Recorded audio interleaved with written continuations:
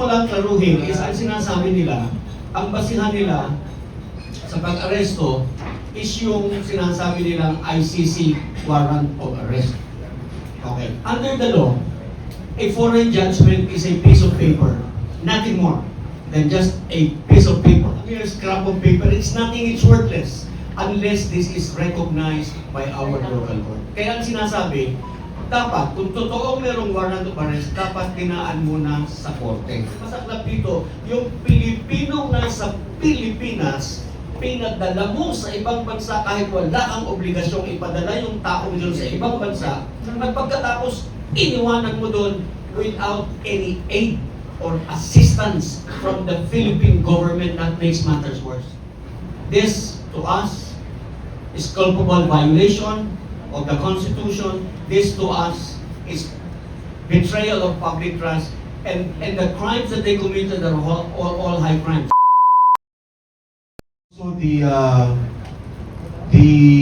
incident with former President Rodrigo Duterte, and to discuss that is our former General and lawyer Attorney Virgilio Garcia. Salamat po. Tapusin ko lang yung sinasabi ko kanina tungkol sa grave national security concern, yung mental health ng Pangulo. Kasi kailangan tayo makasiguro na matino ang pag-iisip ng ating Pangulo at siya ay gagawa ng tamang desisyon sa panahon ng pangangailangan. That he is going to make the right decision, that he will stay there and decide that our all, sa kabutihan natin lahat. Okay. Yung pangyayari sa na-assign sa akin na i-discuss yung nangyari sa airport.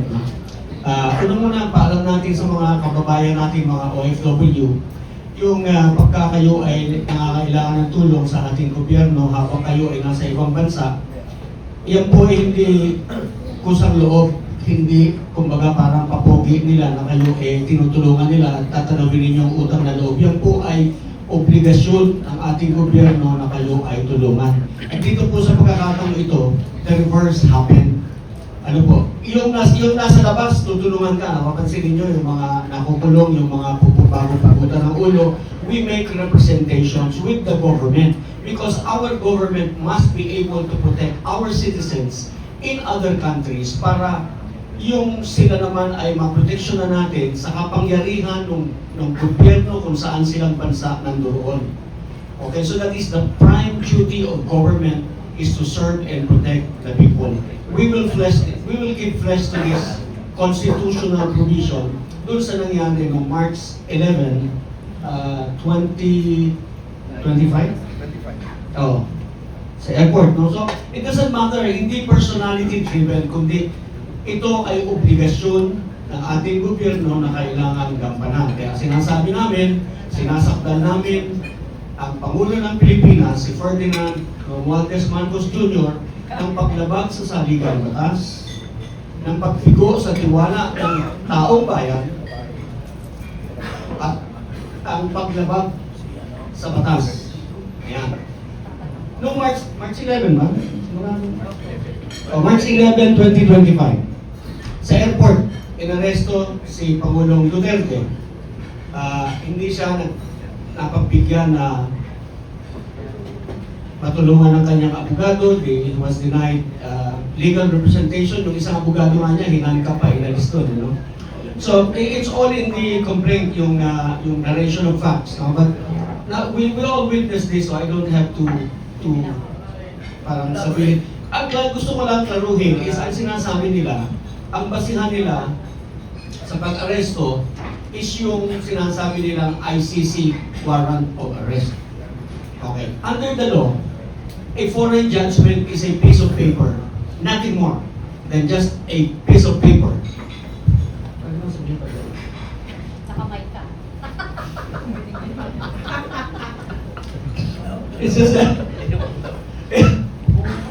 It's just a mere scrap of paper. It's nothing, it's worthless unless this is recognized by our local court. Kaya ang sinasabi, dapat, kung totoong merong warrant of arrest, dapat dinaan muna sa korte. Regional Trial Court po ang mayroong jurisdiction to hear this kind of complaints. Dapat dinala siya sa korte at doon sa pinaharap para patunayan, unang-una, na yung ICC warrant, assuming that it was issued, it was issued by a competent court. Competent na hindi lang korte, it has to be issued by a competent court, a court that has jurisdiction to issue the warrant. Alright? Ngayon yung ating korte, pagkatapos na pandinig, dinig-dinig ganyan, siya yung mag-i-issue ng warrant of arrest. Yung warrant of arrest ng korte natin, ang gagamitin ng mga aaresto para siya i-arestuhin dahil yon ang may visa. Hindi yung warrant of arrest ng kahit sino. Alright? We violated all this. Lahat ng batas. So we have an enumeration of the laws violated by them. Unang-una, yung Republic Act 7438. Yan yung karapatan ng kung sino mang arestado, detinado, o undergoing custodial investigation at all times, yun ang sabi ng batas, you must be assisted by counsel. Ito yung other high crimes. No? So first of all, na-violate ngayon, it was written inhumanely, nandito po lahat. Pero kung kopya, bigyan ko kayo mamaya. Violated yung alam po ninyo meron yung ating Bill of Rights, yung number 1, hindi yung number 1 just because yun yung una nilang naisip, but because that is the fundamental, most basic right of every Filipino is yung no person shall be deprived of life, liberty, or property without due process of law. Nor shall anybody be denied the equal protection of law. Kaya po yung number 1, yan yung talagang number 1. Hindi yan yung aksidente lamang na nailagay na number 1. This was violated. Yung kanyang liberty.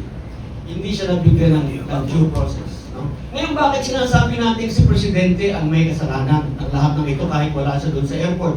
Because he is the head of the executive department. And under Article 7, Section 1, he is the head of the executive department and he is the one in charge of making sure that all laws are executed properly. Alright? So, ngayon yung ang masaklap dito, ang masaklap dito hindi yung Pilipinong nasa labas na hindi mo tinulungan. Ang masaklap dito, yung Pilipinong nasa Pilipinas, pinadala mo sa ibang bansa kahit wala kang obligasyong ipadala yung taong yun sa ibang bansa, at pagkatapos iniwanan mo doon without any aid or assistance from the Philippine government, that makes matters worse. This, to us, is culpable violation of the Constitution. This, to us, is betrayal of public trust, and the crimes that they committed are all high crimes. Punishable by death yung kidnapping, actually kidnapping lang tinatawag para maunawaan ng lahat. Pero actually, the crime committed is serious illegal detention, which is punishable by reclusion perpetua to death, and that makes it a very high crime, similar to treason, bribery, plunder. Yeah. So, malupit po yung mga crimes committed. Ito pa, para kay General Torre. General Torre, you violated Republic Act 7438. Ang penalty po doon, mababa lang ang multa, 6,000 pesos lang. Pero may imprisonment, not less than 8 years, not more than 10 years. Pero ang pinakamaganda po, merong naka-attach na penalty na perpetual absolute disqualification from holding public office. In other words, once you are convicted, wala ka na pong retirement pay.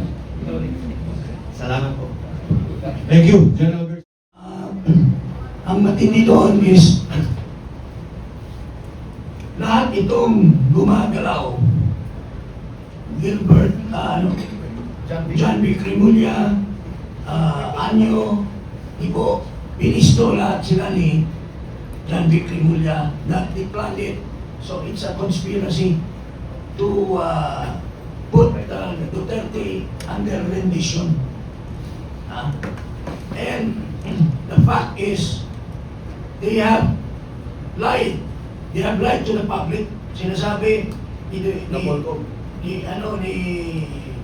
Marcos, meron na tayong Interpol. Pero wala naman pala, red notice, wala naman pala red notice. Kasi daw, the red notice, we are now obligated to the Interpol. Pero he disregarded what he has been saying that the ICC has no jurisdiction. The ICC has no sovereignty over our country.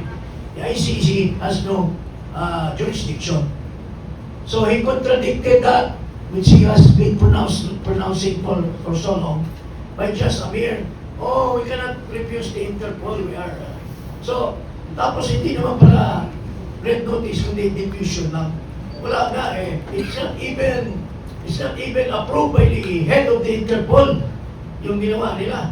So, all this, mananagot si Marcos Jr. dito sa lahat ng mga kabulastugan na ginagawa niya. Okay. Dagdagan ko lang. Walang jurisdiction yung ICC. You know why? Because March 17, 2018, March 17, 2018, nag-withdraw na tayo ng ating membership sa ICC. So yung residual 1 year nila is March 16, 2019. So up to that time, wala nang jurisdiction ang ICC sa atin. We have evidence to prove that the first time the ICC investigators came to the Philippines was in 2022. And we have evidence... 22? 22, 23 23? yata. 2023. 23. And we have evidence kung sino ang nagbigay ng suporta. Should we say it here? Anyway, it's in the complaint, you know. Supported by no less than the Speaker, former Speaker Martin Romualdez, Saldico. Diyan naman si Saldi. Pwede niyang aminin o hindi. Sa kanya yun. And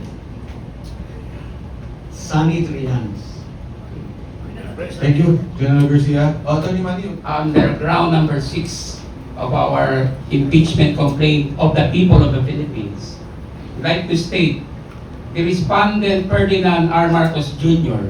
culpably violated Section 2, Section 1, and Section 6, Article 3, the Bill of Rights, respectively, of the Constitution, in causing the arrest, detention, and rendition of former President Rodrigo Roa Duterte to the International Criminal Court in The Hague, Netherlands.